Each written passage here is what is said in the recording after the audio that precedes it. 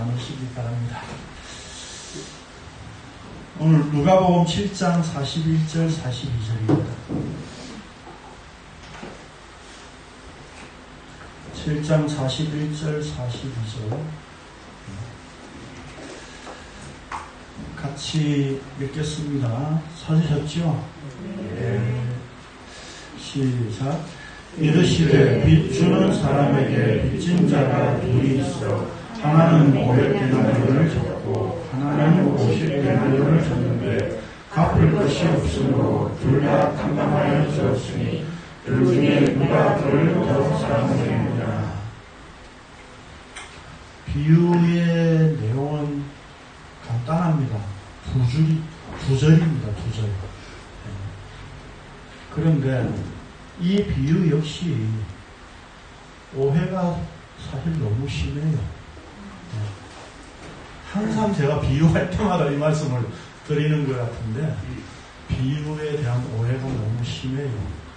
그래서 잘못 이해하고 또 문자적으로 그냥 이렇게 이해해가지고 적용을 하려고 하는.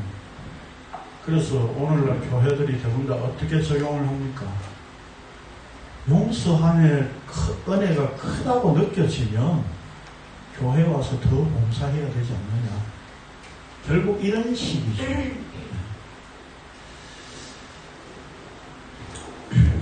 늘 말씀드리듯이 오늘 본문 역시 비유는 딱 두 절로 표시되어 있기 때문에 이 본문을, 이 비유를 말씀하시게 된 동기, 과정, 또 이 비유를 말씀하시고 난 다음에 예수님이 하신 말씀, 이 내용들을 우리가 이렇게 쭉 문맥을 제대로 살펴봐야 이 비유를 이해할 수 있습니다. 일단 제가 책을 먼저 보죠. 네. 오늘 우리가 나눌 말씀은 두 빚진 사람에 대한 비유인데 본문은 단 두 절로 기록되었습니다. 그렇기 때문에 우리는 예수님께서 이 비유를 말씀하신 것에 대한 문맥을 폭넓게 살펴볼 필요성이 있습니다. 자, 누가복음 6장 46절 보죠. 누가복음 6장 46절에 보면 뭐라고 되어 있습니까? 같이 읽어봅시다. 누가복음 시작. 너희는 나를 불러 주여 주여 하면서도 어찌하여 내가 말하는 것을 행하지 아니하느냐 그랬죠. 자, 그러면 여기서 예수님이 말씀하신 이 행하지 아니하느냐, 내 말을 내가 말하는 것을 행하지 아니하느냐 하는 이 말의 의도, 뜻은 뭡니까? 너희들이 안 행했네? 왜 이렇게 잘못하고 있어? 이런 얘기입니까? 행동으로 적각 옮겨야지 이런 얘기입니까? 아닌 것 같죠. 제가 물으면 다 뭐 아닌 것 같이 보이지요. 자, 봅시다. 여기 이 말씀을 주여 주여 하면서도 어찌하여 내가 말하는 것을 행하지 아니하느냐. 나를 주라고 한다는 것은 구약에서 주는 여호와 하나님이죠. 그럼 예수님을 여호와 하나님으로 하나님께서 보낸 선지자로 이제 알고 있죠. 대부분 일단은.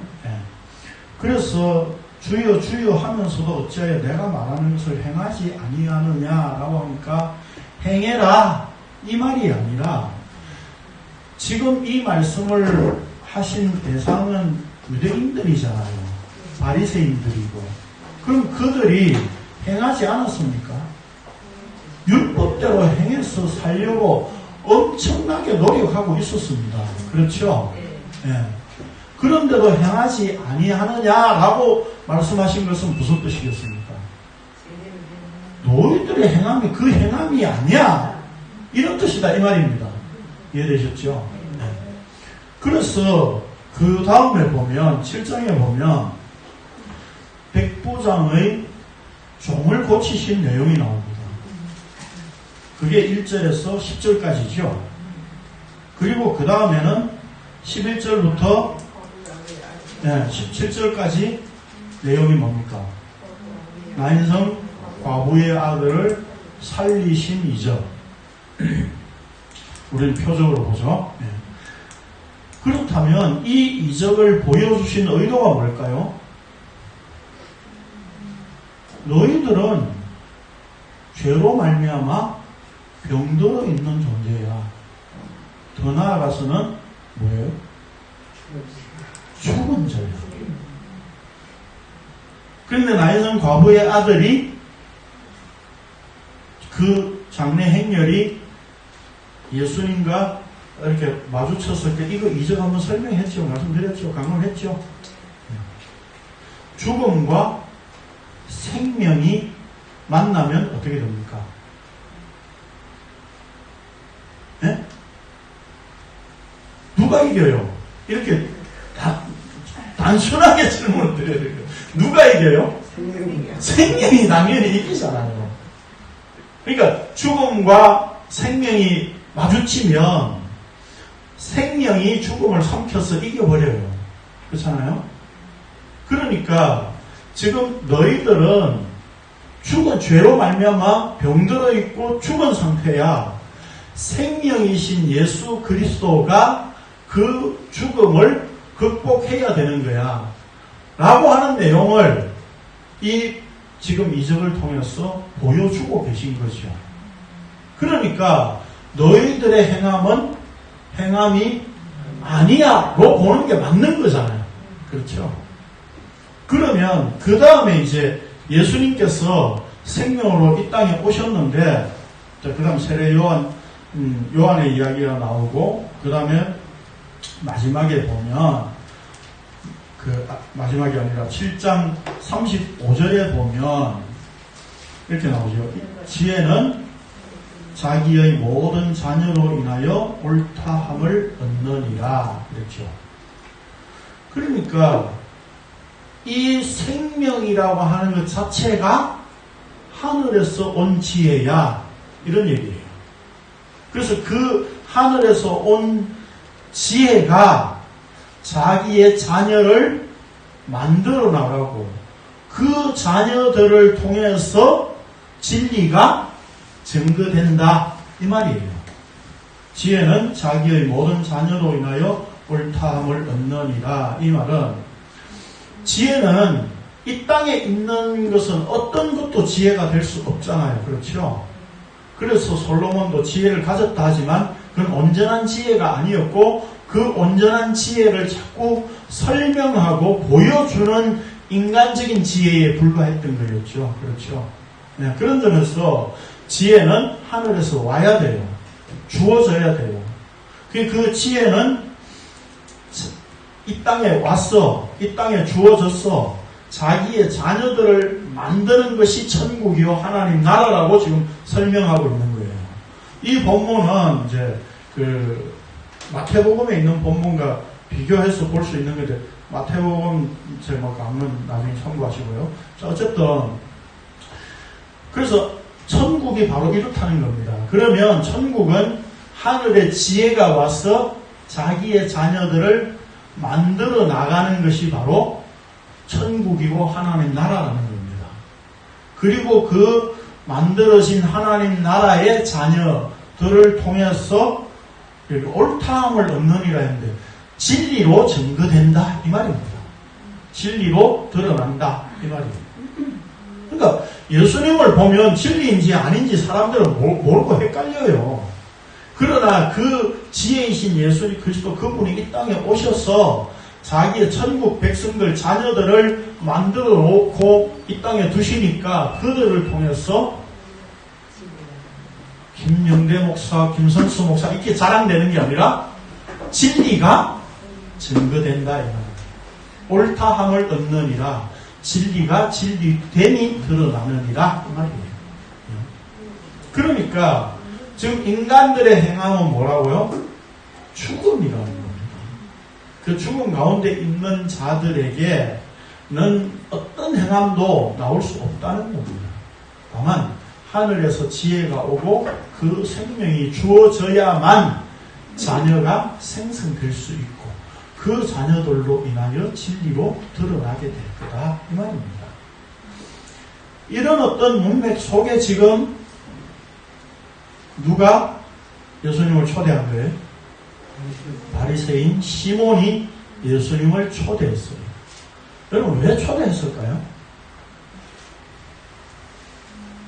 유대인들에게 식사의 의미는 뭐라고 그랬죠? 이게 대등의 관계, 너와 나 이제 친구 먹자, 뭐 이런 개념이라고 그랬죠. 상대를 존중하는 차원에서 너와 나는 이제 같은 격이야, 뭐 이런 얘기죠. 그런데 시몬이 예수님을 초대했어요. 그런 의미일까요? 그런 의미로 보입니까? 안 보이죠. 왜요?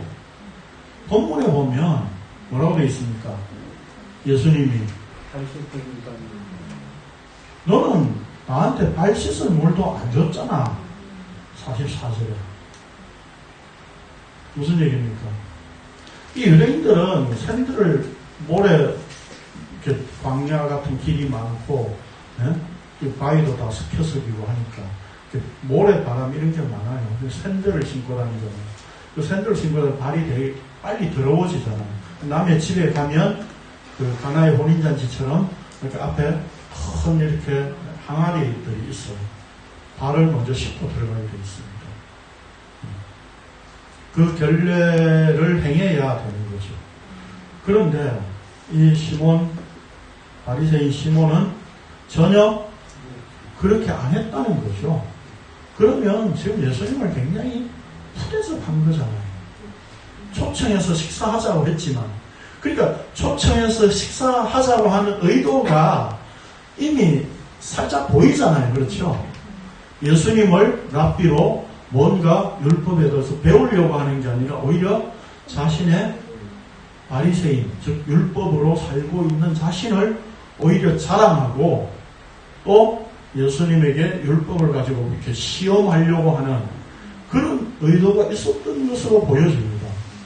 그 명확한 의도는 다 안 나타나 있지만 본문의 문맥을 통해서 우리는 그 내용을 알 수 있다는 겁니다. 그렇죠? 자, 그런 우리가 내용을 조금 염두에 두고 자 봅시다. 그래서 읽어봅시다. 제가 이 설명을 해놓은 게 이제 그겁니다. 누가복음 6장 46절에 보면 너희는 나를 불러 주여 주여 하면서도 어찌하여 내가 말하는 것을 행하지 아니하느냐라고 예수님께서 말씀하셨습니다. 유대인들 율법을 가지고 행함이 없었습니까? 그들 나름대로 행하였습니다.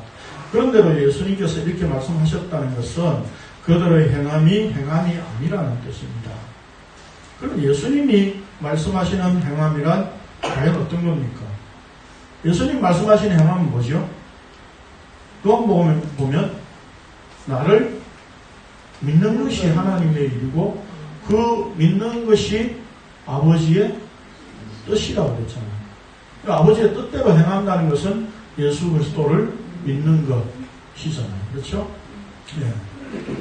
자, 우리는 이제 그런 결론을 알고 있지만, 봅시다. 그것을 보여주시기 위하여 백부장의 종을 고치시고 난성 과부의 아들을 살리심을 통해 너희는 죄로 말미암아 병들어 있고 죽은 존재라는 것이었습니다.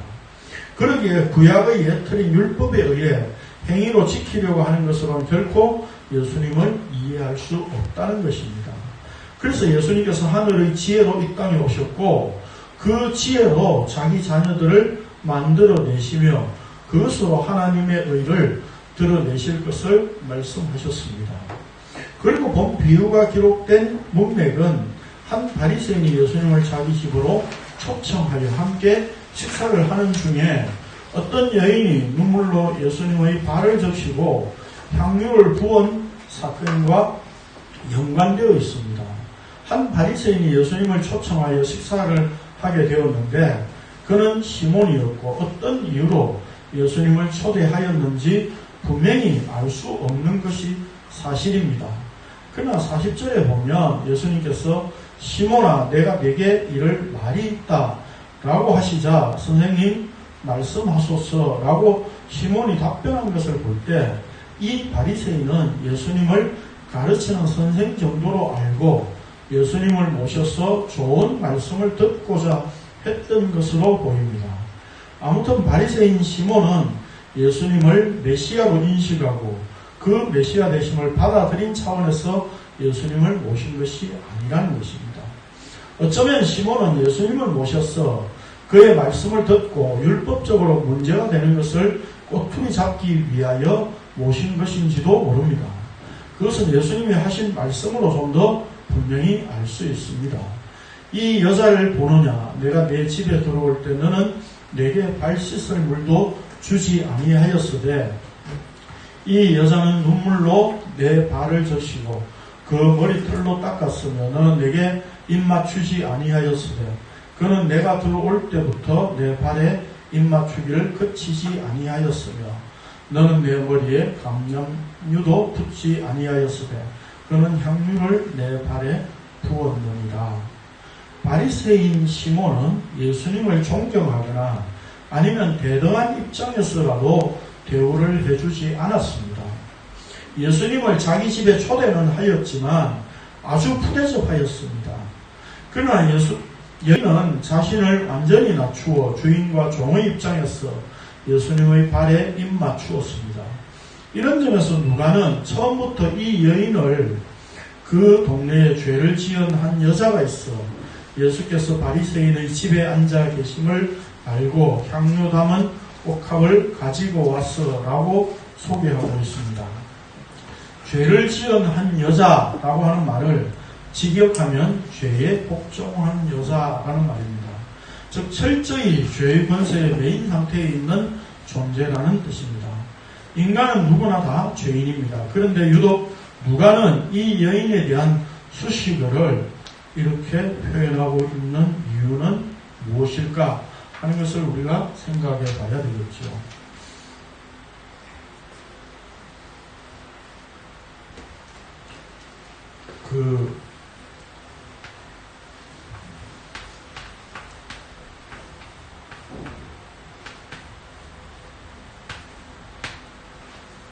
빚진 자라고 한 말이에요. 일론으로 오페일레 테스입니다. 오페일레 테스예요. 빚진 자라고 하는 말입니다. 성경에서 대부분 빚진 자라고 하는 의미는 어떤 의미일까요? 죄 지은 자. 헬라어 자체가 빚졌다라고 하는 것과 죄를 지었다 하는 것과 같은 의미로 쓰고 있습니다. 그런데 성경에서 빚진 자, 즉 죄를 지은 이 한 여자라고 하는 의미가 죄에 복종된 여자, 죄에 복종한 여자라고 하는 뜻이라고 말씀드렸습니다. 그렇다면 우리가 이 개념을 어떻게 이해를 해야 됩니까? 빚진 자라고 하는 것은 단순히 죄를 행동으로 지었다라고 하는 개념이 아니다라고 하는 겁니다. 그러니까 이것은 바로 뭡니까? 권세고 어떤 힘이라고 하는 겁니다. 그러니까 성경에서 말씀하고 있는 죄의 개념은 권세나 힘, 이런 개념으로 이해를 하셔야 돼요. 그러니까 이 어떤 힘에 사로잡혀 있는 상태. 그런데 한국 교회는 지금 죄를 어떤 개념으로 이해합니까? 행동으로 이해하죠. 내가 나쁜 짓을 하면 죄가 나온 것이고, 나쁜 행동 안 하면 죄를 안 지은 것이다. 이렇게 생각하잖아요. 내 행동에 관한 문제가 아니라 성경은 뭐라고요? 우리가 이미 죄 짓기 전에 마음속에 품은 것도 죄라고 선언하고 있는 거예요. 그런 점에서 성경은 우리가 어떤 이 힘의 권세에 붙잡혀 있는 상태다라고 표현하고 있는 겁니다. 그래서 우리가 늘 잘 알고 있지만 이 죄에 대한 개념, 이 죄와 다른 대조적인 개념이 뭐죠? 의잖아요. 의. 그러니까 이 죄는 하나님께서 자신의 의를 보여주기 위해서 동원된 게 죄예요. 그러면 이 죄는 우리가 어떤 개념에서 이해하고 설명되어져야 됩니까? 하나님과의 관계에서 설명되어져요. 그렇죠? 우리는 사람과의 관계에서 자꾸 죄를 설명하는데 성경이 말씀하고 있는 기본적인 개념은 하나님과의 관계에서 죄를 이야기하는 겁니다. 그러니까 하나님의 의를 드러내고 보여주시기 위하여서 죄라고 하는 개념을 하나님께서 이 땅에 들어오게 하신 거예요. 자, 그런 어떤 개념을 우리가 염두에 좀 두시고 그 다음 140페이지 밑에서 첫째 줄 봅니다. 자, 이 말은 여자만 죄인이라는 의미가 아니라 당시 사회 통념적으로 유대인들이 죄인이라고 여기는 그러한 여자라는 사실을 부각시키는 말입니다. 일반적으로 사람들이 죄인이라고 취급하고 알려진 그런 여자를 예수님께서 등장시키신 것은 바리새인 시몬과 대조하여 나타내시고 싶은 것이 있다는 뜻입니다. 그러니까 바리새인 시몬은 예수님을 지금 초청하기 위하여서 음식 준비하고 나름대로 했지만 예수님을 제대로 대접하지 않고 사실 좀 모셔놓고는 좀 푸대접한 그런 느낌이잖아요. 그렇죠? 그 바리새인이 지금 시몬이 이런 음식 준비하고 예수님을 초청하려고 준비하는 동안 예수님은 여기서 뭘 보여주시려고? 죄에 대한 개념을 보여주시려고 이 여자를 준비시키신 거죠. 사실은. 그렇게 우리가 이해해야 됩니다. 자, 이 여인은 예수님 뒤편으로 와서 발치에 앉아 울면서 눈물로 그 발을 적시며 머리털로 닦고 발에 입을 맞추고 있었습니다. 뿐만 아니라 향유를 담은 옥합을 가지고 와서 예수님의 발에 부었습니다.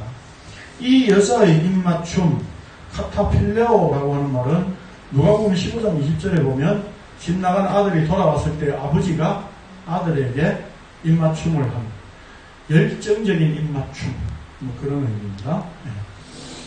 동일합니다. 무엇이 이 여인으로 하여금 이런 행동을 하게 하였습니까? 우리는 예수님이 말씀하신 비유를 통해 그 의미를 이제 파악할 수 있습니다. 비유를 읽었죠? 예수님이 물으시자 시몬이 대답하였습니다. 내 생각에는 많이 탕감함을 받은 자입니다.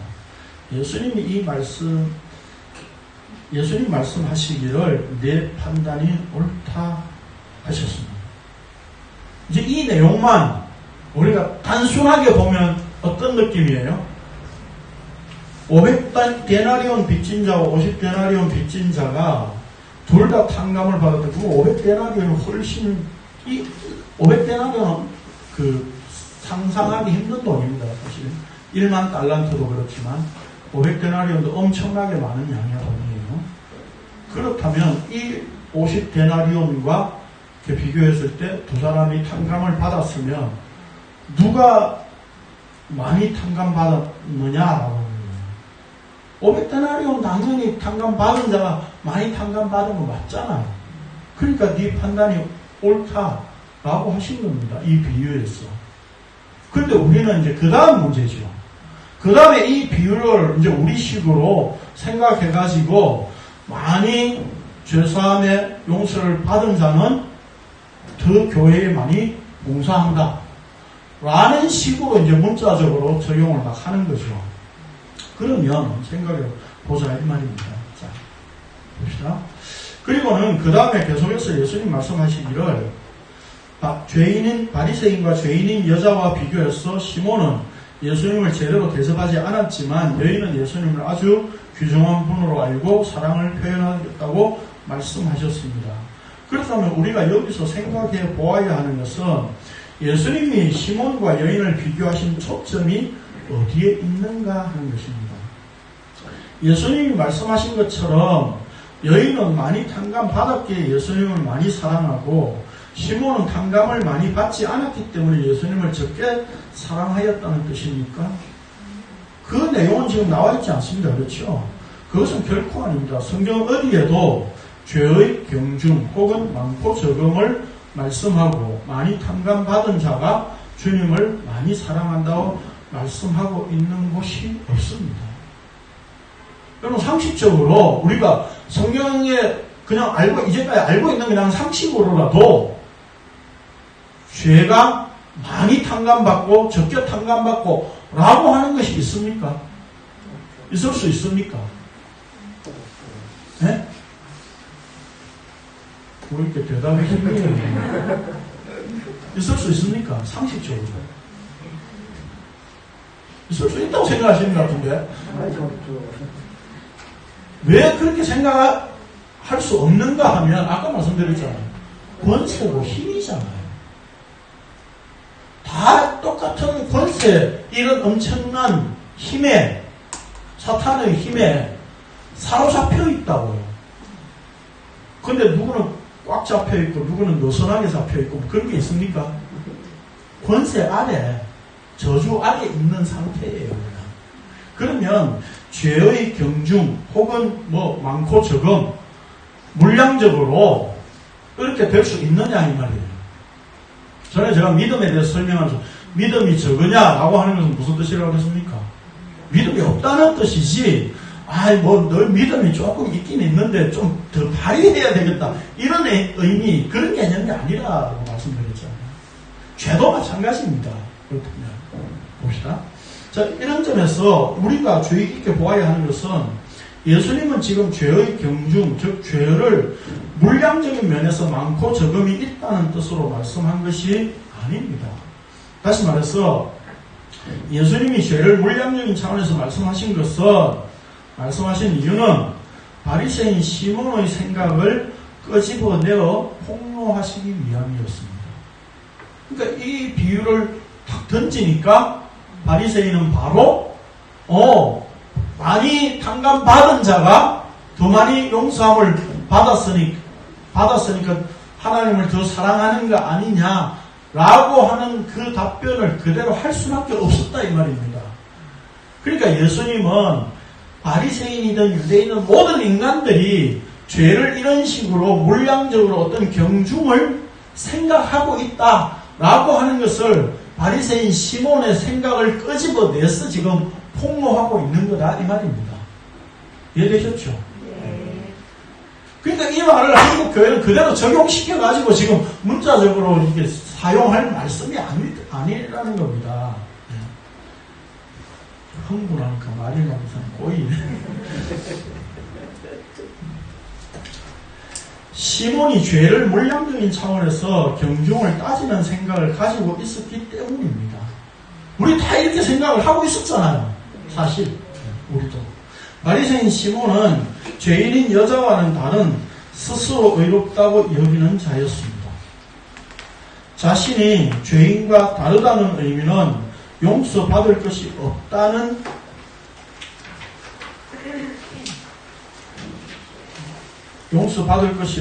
생각이었습니다. 그러나 반대로 여자는 자신을 철저히 죄인으로서 도무지 용서받을 수 없는 존재로 여기고 있었습니다. 그래서 지난 주 중에 제가 칼럼 하나 보내드렸죠. 우리가 이런 자와 찾아짐을 당한 자, 그런 우리가 비유를 말씀을 나누면서 계속 제가 말씀드렸죠. 안다고 하면 모르는 거고, 모른다고 하는 게 아는 거다. 여러분 보고 마십니까? 모릅니다. 그렇게 답변하셔야 맞는 겁니다. 그러면 자, 예수님이 누구를 구원하시냐 이 말이에요.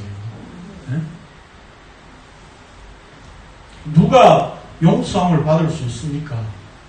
1번 사람, 2 짐승, 3 의인, 4 죄인. 답은 항상 끝에 있습니다. 그러니까 시몬은 뭡니까? 자신이 율법대로 바리새인으로 살고 있기 때문에 율법을 철저히 지키고 있는 의인이라고 생각하고 있는 거예요. 근데 그 의인이 아니죠. 오히려 예수님께서 보시는 것은 자신을 죄인으로 여기는 자를 의인으로 여기시는 겁니다. 자, 그렇기 때문에 시몬은 예수님을 메시아로 대접하는 것이 아니라 자신의 율법적인 틀을 그대로 가지고 예수님을 대접하였고 또한 여인을 죄인으로 취급하였습니다.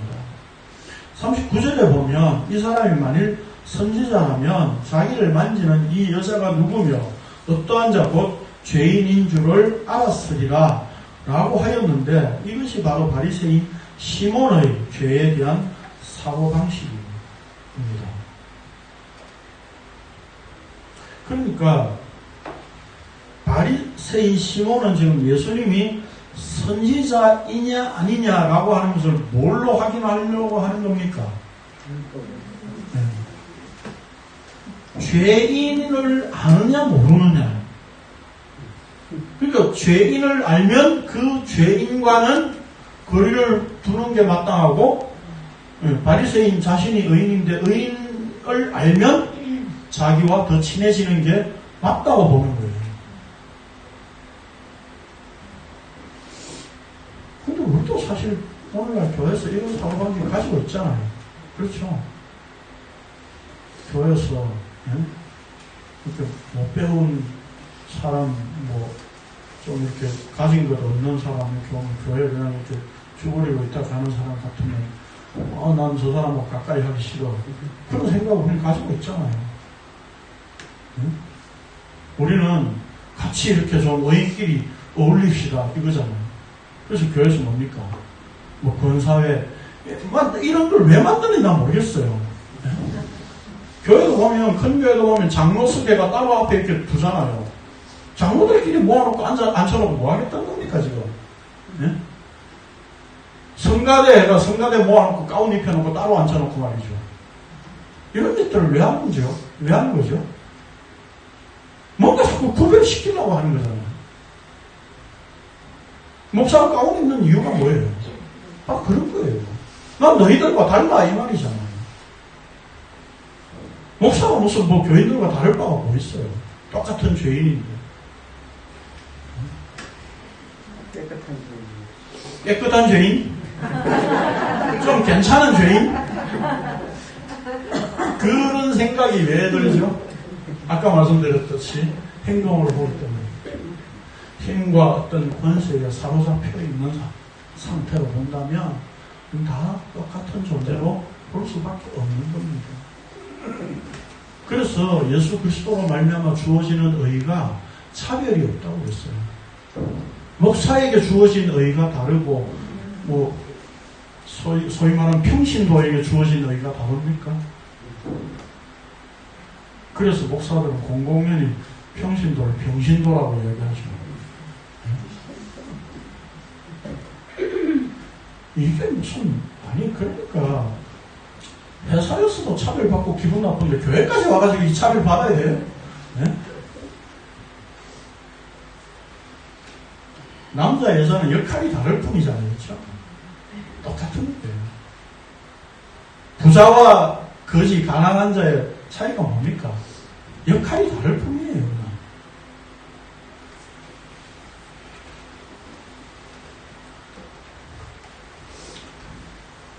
우리가 자꾸 이제까지 어떤 종교적인 어떤 개념, 그런 사고방식이 이렇게 자꾸 젖어 있으니까 우리는 그런 것들에 의해서 구분되어지는 것들을 아무렇지 않게 이렇게 생각하고 받아들여요. 그래서 복음 전하는 목사는 또 훌륭한 목사입니까? 그런 것도 아니에요. 복음의 은혜를 입히셨을 뿐이에요. 그래서 그 복음의 은혜를 우리는 나누면 되는 겁니다. 목사를 우상시하는 것도요, 한국교회 대표적인 병폐죠. 네?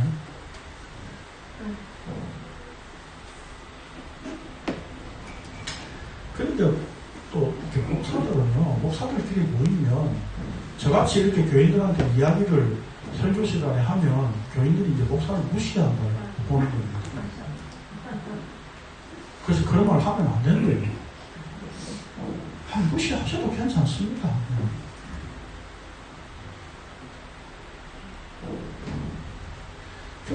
저는 그냥 이렇게 장소도 이렇게 얻어놓으니까 또 뭐 청소해야 되잖아요. 청소부예요, 그냥. 평균날은. 예? 쓰레기 치우고, 예? 청소부예요. 말씀 전하는 이 순간에 말씀의 은혜를 입히셔서 여러분들에게 진리를 드러내게 하시는 분이에요. 예? 그래서 제가 뭐 이렇게 저한테 목사들이 이렇게 전화하면요, 신기하게 물어요. 제 전화 컬러링이 목사 같지 않은 컬러링이 목사 같은 컬러링은 어떤 거예요? 뭐 찬송가, 뭐 복음성가 이런 거 해야 되는 겁니까? 예? 제 컬러링은 궁금하시면 전화해 보십시오.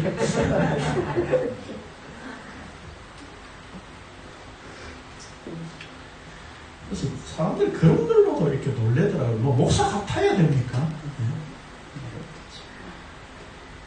우리의 사고방식이 이렇게 뭔가 자꾸 이렇게 종교적인 틀 안에서 자꾸 이렇게 구분하고 그걸로 자꾸 이렇게 달리 생각을 하는 걸로 우리는 만들고 있는 겁니다, 스스로.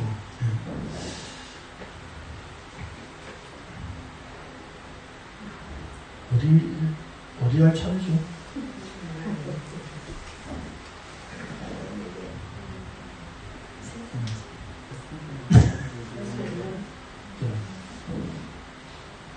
사고방식이라 그러겠죠.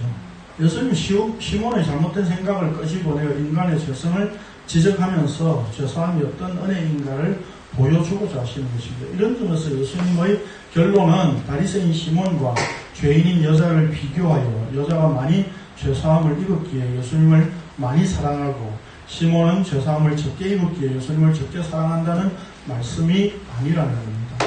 예수님께서 이렇게 말씀하셨습니다. 그의 많은 죄가 사하여졌도다. 이는 그의 사랑함이 많음이라. 사함을 받은 일이 적은 자는 적게 사랑하느니라. 이제 이렇게 예수님이 또 말씀하셨으니까 우리는 이렇게 또 문자적으로 그대로 이해를 사실 하고 있습니다. 자, 그리고는 여자에게 말씀하시기를 내 죄사함을 받았느니라 라고 선언하셨습니다. 이 여인은 죄사함을 받았기 때문에 예수님을 사랑한 것이 아니었습니다. 제가 지금 말씀드린 이 문장을 잘 새겨들으셔야 됩니다. 이 여인은 죄사함을 받았기 때문에 예수님을 사랑한 것이 아니었습니다.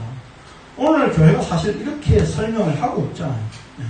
그렇다고 거꾸로 여인이 예수님을 사랑하였기 때문에 죄사함을 받은 것도 아니었습니다. 이 여인에게서 나온 것은 사랑입니다. 그런데 이 사랑이 죄사함의 증거로 나타난 것이라는 의미의 말씀입니다. 다른 뜻입니다. 지금 제가 설명드리는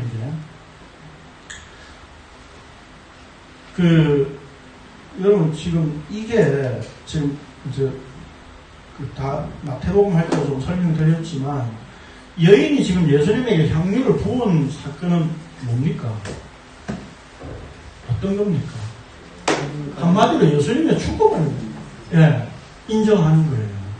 그 죽음 앞에 죄인인 자신을 그 안에 동일시시켜서 함께 죽어야 된다는 것을 나타낸 사건이에요. 이거는. 그런 점에서 지금 이 여인이 이렇게 예수님의 죽음에 자신을 동참시키는 그 사랑이 어디서 나왔느냐 이 말입니다. 그 사랑은 이미 주어졌기 때문에 나올 수 있는 것이에요. 그러니까 아까 말씀드렸던 것처럼 내가 죄사함을 받았기 때문에 내가 이제 예수님을 사랑하는 거야 라고 하는 것도 아니고 사랑해서 죄사함을 얻었다 라고 하는 것도 아니다 이 말입니다. 단순히 지금 그 사랑이 주어졌기 때문에 그 사랑이 예수님을 향해서 증거로 나타나는 것뿐이다 이 말입니다. 예수님을 사랑한다는 것은 죄인인 인간에게서는 나올 수 없는 것입니다. 그런데 예수님을 사랑하는 사랑을 표현할 수 있다는 것은 죄사함이 이루어졌기 때문에 그 증거로 나온 것입니다. 그러니까 제가 지금 드리는 말씀은 죄사함을 받았기 때문에 예수님을 사랑한다 이렇게 우리는 봐버리면 내가 죄사함을 받아서 이제 예수님을 사랑해야지 라고 하는 개념으로 간다고요. 그걸 방지하기 위해서 제가 이런 표현을 쓰는 겁니다. 그 다음에 사랑해서 내가 죄사함을 받는다 라고 하는 개념도 아니라는 겁니다. 그 사랑이 주어진 결과, 그 증거로 나오는 것이 사랑이라는 겁니다. 바리새인 시몬은 죄사함을 약간 얻었는 데 비해 여자는 많이 죄사함을 얻었다는 뜻으로 하신 말씀이 아니라, 죄사함을 입은 쪽은 바리새인 시몬이 아니라 죄인인 여자라는 말씀입니다. 물량적인 차원에서 비교하는 것 같이 보이나 실제로는 죄사함의 은혜를 입은 경중을 비교하는 것이 아니라, 한쪽은 죄사함의 은혜를 입었고 한쪽은 죄사함의 은혜를 입지 않았다는 것을 대조해서 말씀하신 겁니다. 다시 말해서 500데나리온 탕감 받은 자가 50데나리온 탕감 받은 자보다 더 사랑하는 것 같냐? 그런 것 같아? 이렇게 물으시는 거예요, 지금. 그러니까 바리새인은 네, 그렇습니다 라고 대답한다는 겁니다. 그렇게 대답한다는 이야기는 무슨 뜻입니까? 모든 인간들이 죄를 이렇게 경중으로 따지고 있다 라고 하는 그 죄성을 지금 폭로하고 계신 겁니다. 그러니까 많이 탕감받은 자가 적게 탕감받은 자보다 더 사랑할 것 같지? 네 생각에는. 그러나 그게 아니야. 결코 그것이 아니라 죄사함의 은혜를 입은 자에게서만 사랑이 나타나는 것이라는 말씀입니다. 시몬은 비록 율법을 잘 지키는 바리새인이라고 할지라도 율법이 그의 죄사함을 이루어 주지는 못하는 것이었습니다. 죄사함의 은혜는 오직 예수 그리스도를 통해 주어지는 것입니다. 이런 점에서 예수님께서 여자에게 내 죄사함을 받았느니라 라고 말씀하심으로 용서받을 길이 없는 자, 용서받을 수 없는 자에게 죄사함이 이루어지는 것은 오직 예수 그리스도의 이 선포, 이 말씀을 통해서만 가능하다는 것을 나타내신 겁니다. 그러니까 예수님이 내 죄사함을 받았느니라 이렇게 말씀하신 이유는 뭡니까? 예수님 자신이 그렇게 해줄 수 있는 존재야 라고 하는 뜻입니다. 그러니까 이게 천국이야 이 말이에요. 천국은 누구로부터 죄 용서함이 오는 겁니까? 오직 예수 그리스도를 통해서만. 예수님의 이 말씀 때문에 거기에 앉은 자들에게 또 걸림돌이 되고 있습니다. 함께 앉아 있는 자들이 속으로 말하되 이가 누구에게 죄도 사하는가 하더라. 율법이라는 게 틀에서 보자면 인간의 죄를 사한다는 것은 있을 수 없는 일이었습니다. 그러니까 바리새인 시몬이든 다른 유대인들이든 다 예수님을 어떤 존재로 본 겁니까? 똑같은 죄인이라고 본 거죠. 그랬으니까 이렇게 풀에서 본 거죠. 왜? 자신은 의인이니까.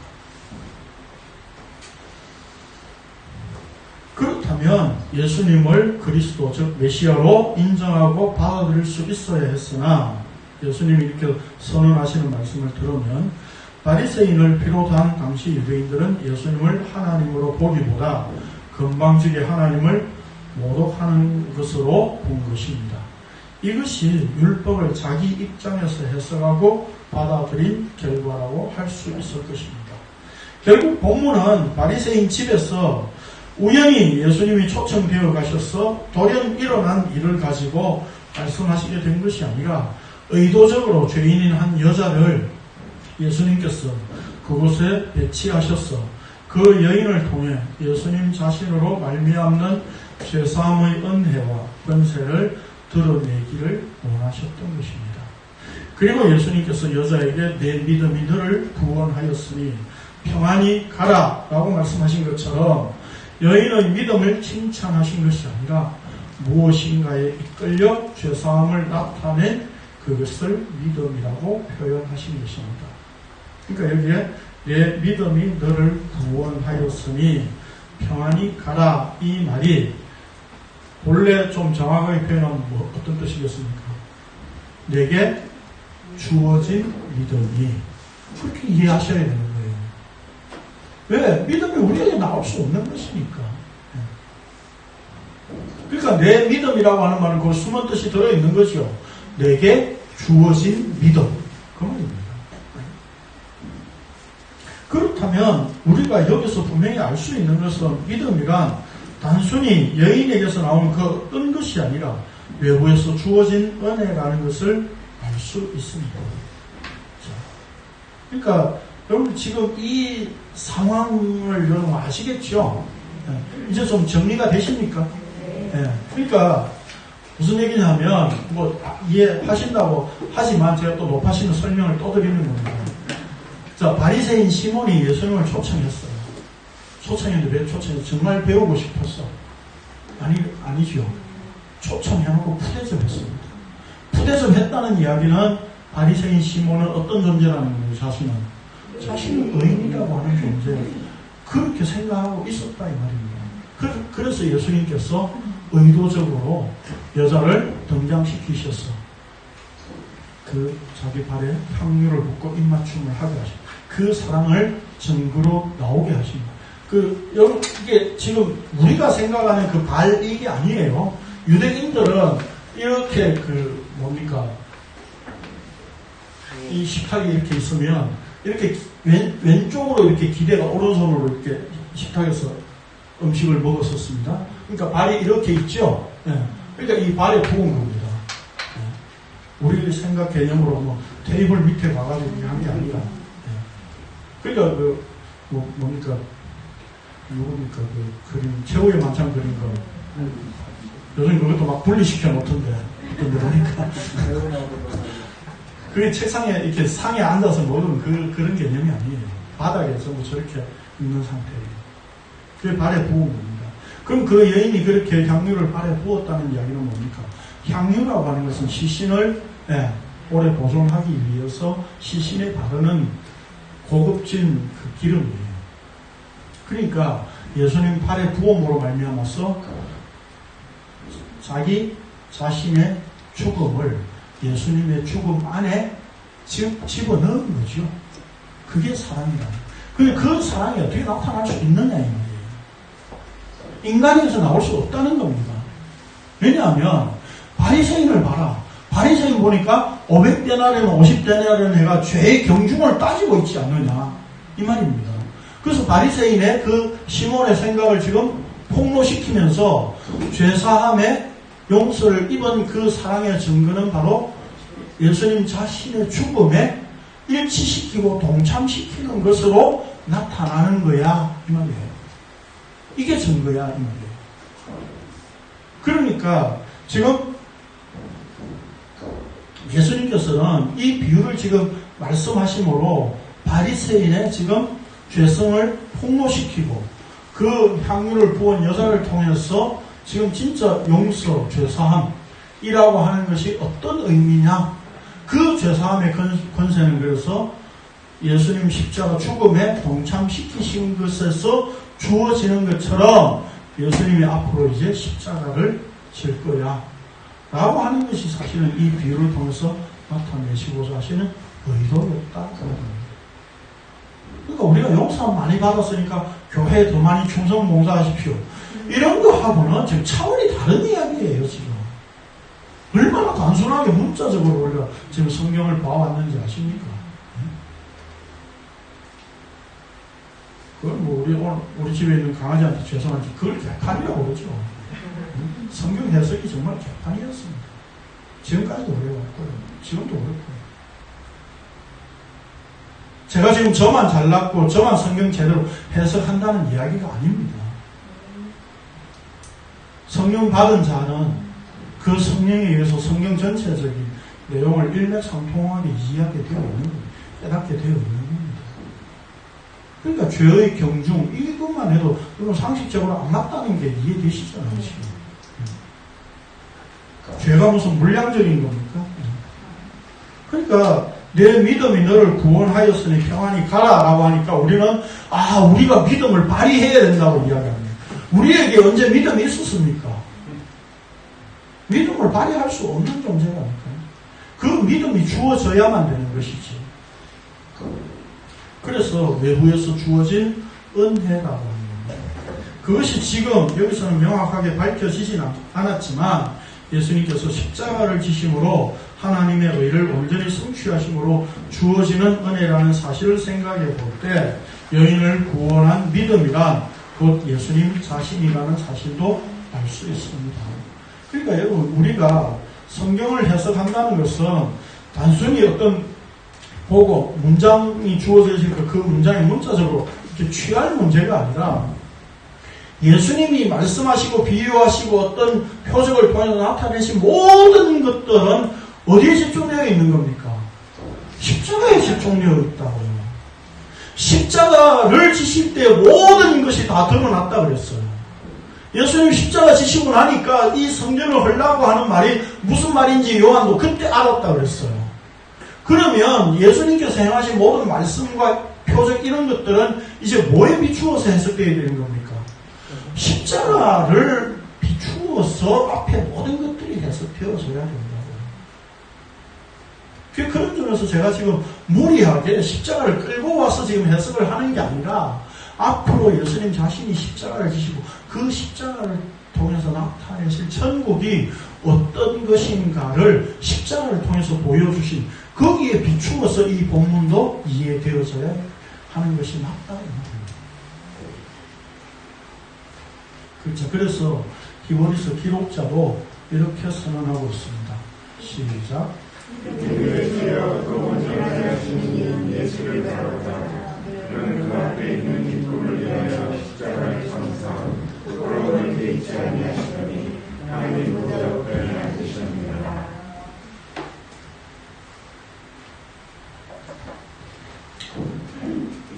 예수를 바라보자는 말은 무슨 말입니까? 네? 왜 답을 못하세요? 아는데 그냥 말씀하기 싫은 거죠? 자, 제가 설명드릴게요. 네. 여기 믿음의 주라고, 믿음의 주인은 예수 그리스도이십니다. 그렇죠? 그럼 여기서 예수를 바라본다는 것이 무엇일까 하는 거죠. 그건 단순히 예수님께 우리의 시선을 둔다는 의미가 아닙니다. 예수 그리스도를 깊이 생각한다는 뜻입니다. 그래서 히브리서 3장 1절 읽읍시다. 시작. 그러므로 함께 하늘의 부르심을 받은 거룩한 형제들아 우리가 믿는 도리의 사도이시며 대제사장이신 예수를 깊이 생각하라. 바라본다는 건 뭐예요? 예수 그리스도를 깊이 생각한다는 거예요. 그럼 깊이 생각한다는 건 이제 뭐예요?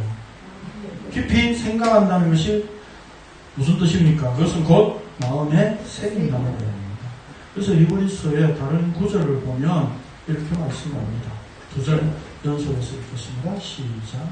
또 주께서 이르시되 너는 내가 이스라엘 집안을 드러내는 것이니 내 법을 그들의 손에 두고 그들의 마음에 이것을 들어보라. 나는 그들에게 하나님이 되고 그들은 내게 백성이니라. 주께서 이르시되 그날 그러는 그들을 알려주려는 이것이라 하시고 내 법을 그들의 마음에 두고 그들 생각에 들어보라. 예수를 바라본다는 게 뭐라고요? 깊이 생각합니다.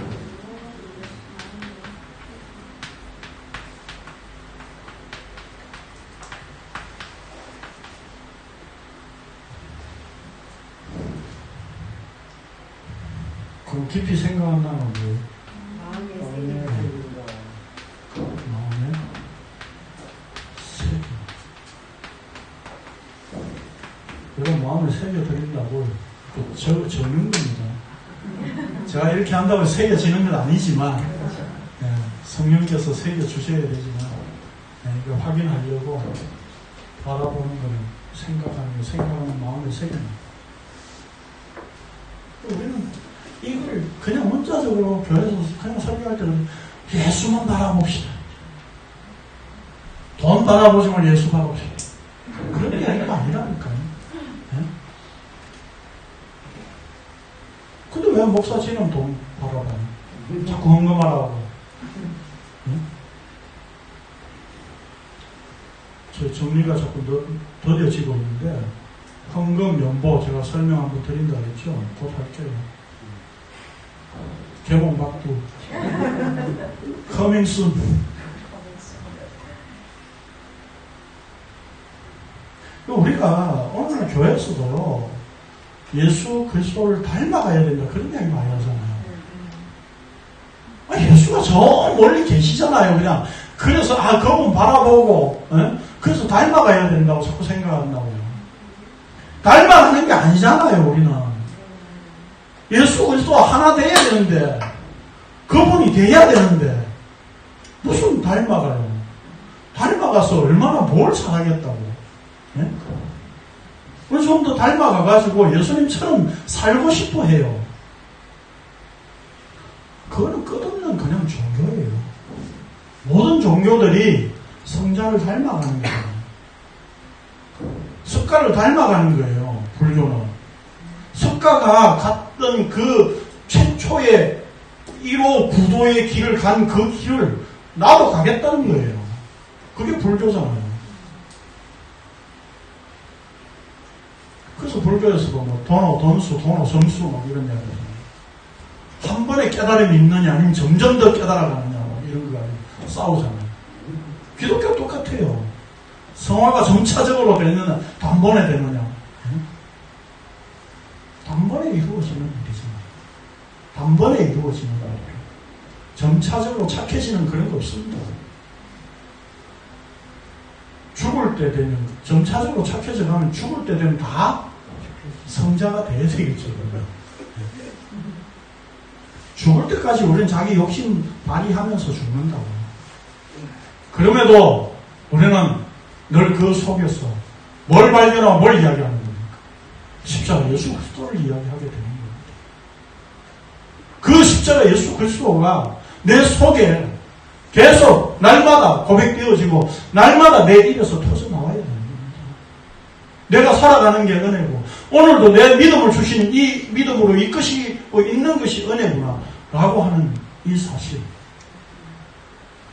이게 나에게서 나오는 것입니다. 하늘로부터 주어진 것입니다 라고 하는 것을 십자가에 근거해서 날마다 확인되어야 되는 겁니다. 마지막 부분 읽겠습니다. 오늘날 우리가 제사함의 은혜를 입었다는 것은 율법이라는 예토에 의한 것이 아니라 예수 그리스도의 피에 의한 것입니다. 그렇다면 우리는 더 이상 율법을 지키고 어떤 의식들을 행함으로 은혜를 체험하려고 하는 입장이 아니라 믿음이신 예수 그리스도로 말미암아 제사함의 은혜를 입었고 십자가로 인하여 구원을 누리고 있기에 하나님의 사랑이 우리 마음에 새겨진 자로 살아가는 것입니다. 여러분, 우리가 예수 믿는다고 하는 표시를 삶으로 자꾸 이렇게 보여주어야 된다고 착각하지 마십시오. 오히려 우리는 늘 말씀을 통해서 내가 이렇게 또 욕심 부리는 존재구나. 네? 주식 하다 보니까 조금만 더 오르면 그때 팔려고 하다가 왕창 떨어질 때 또 팔잖아요. 우리는. 그게 우리의 욕심이라고요. 그래서 우리는 고점을 맞추지 못합니다. 저도 주식 공부를 보면서 하면서 좀 해보니까 우리는 고점을 못 맞춰요. 누가 고점을 맞췄다고 하니까 우리는 하고 싶은 거예요. 예수 닮아가고 싶은 거예요. 근데 그 사람은 우연히 그게 맞아떨어진 거지. 우리는 그걸 못 맞춥니다. 우리의 욕심이 끝없이 우리를 끌고 가기 때문에 그렇습니다. 그런데 그 가운데 자꾸 브레이크를 걸면서 십자가를 우리의 눈에 선하게 보이시는 성령님이 계시다니까요. 그 성령께서 우리로 하여금 십자가를 다시 확인하게 하시는 거예요. 로또 뭐 이런 이야기 하니까 갑자기 생각이 납니다. 와이프는 어떤 존재입니까? 누가 로또와 같은 존재라고 하더라고요. 왜 그러냐니까 맞는 게 하나도 없대.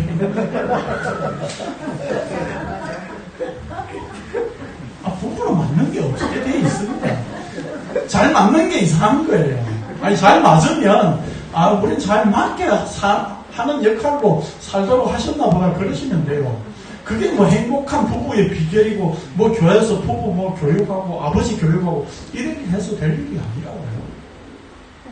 우리의 삶 속에서는 늘 십자가를 확인하는, 부부 관계가 좋으면 그 속에서 또 십자가를 확인하고, 부부 관계가 안 좋으면 그 속에서 또 따로 지내면서 또 십자가를 확인하면 되는 거예요.